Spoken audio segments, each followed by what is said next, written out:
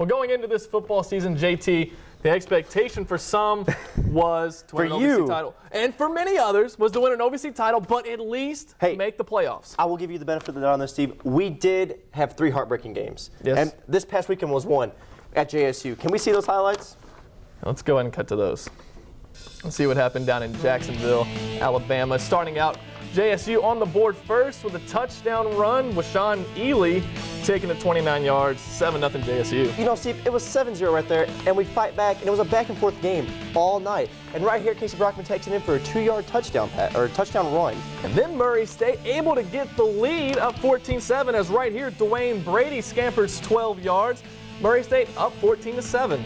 And then with Sean Ely, takes it in again right here, right after Dwayne gets done celebrating, takes it back in right here, and it looks like he doesn't get in, but they give him the touchdown, and it's 14-14 all. And like you said, just back and forth all game long. Jamal Berry getting in on the action again, another touchdown for him, a 6-yard touchdown run. Murray State's up by 7. Now, if you watch right here, Steve, you see Coach Asher call a timeout. We were out of position on defense, but he didn't get the timeout, and the guy's wide open in the end zone. Touchdown. Open, and yeah, you saw right there him trying to call a timeout, desperately trying to call a timeout. And then we pick it back up in the fourth quarter. We're trailing, and Casey throws the interception. He had 3 in the game. Casey didn't throw a touchdown pass this week, but he did break the all-time OVC record for passing yards. Yeah, but we had a chance here to get the game back in hand, and we blocked the kick, which we needed.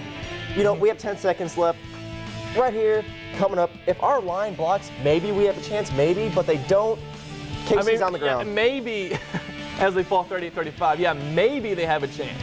But we had the ball around the 20-yard line. We needed an 80-yard pass pretty much. I thought the one chance they might have had, and actually, JT, I was pulling for JSU to make the field goal. To give us more time? To give us more time and to maybe have this miracle kickoff return. Because I knew throwing the ball and having laterals off a pass, it probably wasn't going to happen. What was it? Was it back in '99? Tennessee did that, right? And they had the Music City Miracle, and it was, exactly. Hey, the Jacksonville, Alabama Miracle. You never know. Yeah, stranger things have happened. Needed a miracle.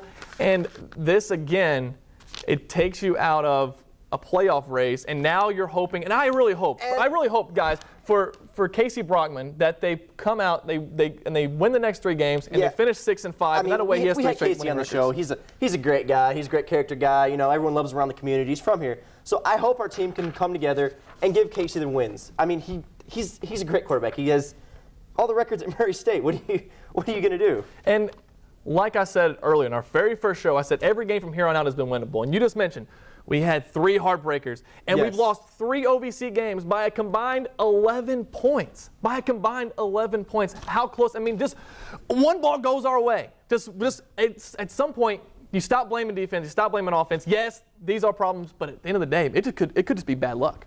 I mean, I think we're unlucky, but this weekend we're playing Tennessee State University. You know, and I really think if our crowd gets behind our team and goes to Roy Stewart Stadium and shows up and yells and gets behind them, I think we win. And I still think we're going to win this weekend. I think we're going to win 35-28. I think our defense is playing better, and I think that our offense is finally going to show up again, unlike last week. Ironically, you picked the same score that I was going to pick. Really? I'm not even making that up. I also thought 35-28 sounded like a good score. I think where defense played pretty good last week. They held JSU to 10 points in the second half, only 1 touchdown. Unfortunately, the hatch needs to get back. Our offense only had no touchdowns. No touchdown passes. Exactly. For Casey, it was 3 interceptions, and the heartbreaker that it was because Casey did 3 interceptions. I mean, yeah, you hate it for him. He only threw 5 all season going into that game. Yeah. But now, JT, it's basketball season, and we get to pull for the number 1 point guard in the country, and another top NBA prospect, Ed Daniel. They're supposed to go in the first round, so I mean, this is going to be a fun season. And it starts Monday with Freed Hardman. What do you think is going to happen? It's going to be a close game, JT. I know that they're sweating bullets over there in the Murray State locker room. I don't even know what division Freed Hardman's in, so I mean, I really can't say much. But I think that Murray State is going to win, of course. I mean, I think it's going to be a blowout. It's a warm-up game. We're not going to play anybody kind of like football season did when we played Florida State and got destroyed. So I really think Ed, Isaiah, they have huge games. You know, our freshmen, Terrence Gilmore, all of them come up, play big. And I think we win. Yeah, I mean, obviously I think we win. And we're going to win big. This is a tune-up game, like you said. And the freshmen, from what I hear, they're a little bit behind the curve right now, but these aren't Kentucky freshmen that leave after 1 year. They're getting need time to develop. They're going to be great ball players. And when we come back, we got some Snap, Crackle, Pop culture. We'll see you in just a few minutes.